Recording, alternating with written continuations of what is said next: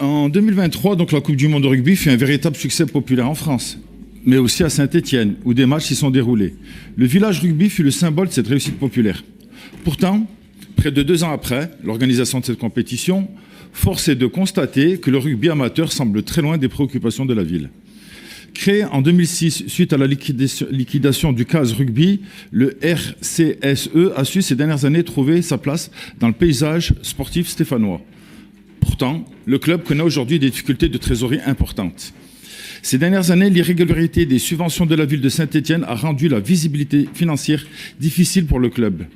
Alors que le club avait une subvention de 12 000 € en 2022, elle est passée à 8 505 € en 2023, avant de remonter à 2 000 € en 2024.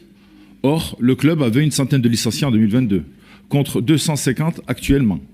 Cette augmentation des effectifs nécessiterait pourtant de permettre au club d'avoir une organisation et une masse salariale en adéquation avec l'évolution du nombre de ses licenciés. Ce point semble d'autant plus important qu'il est en effet le seul club de rugby stéphanois. En outre, en 2022 et 2023, le club avait postulé et obtenu des subventions au titre de la politique de la ville.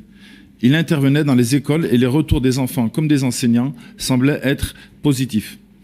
Malgré leur demande de réintégrer ce dispositif en 2024, le club n'a pas été retenu, le laissant en grande difficulté. Côté équipement, la subvention ne paraît pas meilleure. Les 2 terrains de rugby de la ville sont dans un état douteux. À l'Étivalière, le stade n'est pas plat et comporte des trous, tandis que les mains courantes ne sont pas fermées. En 2024, lors d'un match du club, le club a dû lui-même écoper le terrain avec des poubelles. Quant au stade Devaux à Méon, il est à l'aplomb de lignes à haute tension. Enfin, si le terrain Salif Keita a bien été qualifié comme stade de rugby par la FFR, il n'accueille que des équipes professionnelles.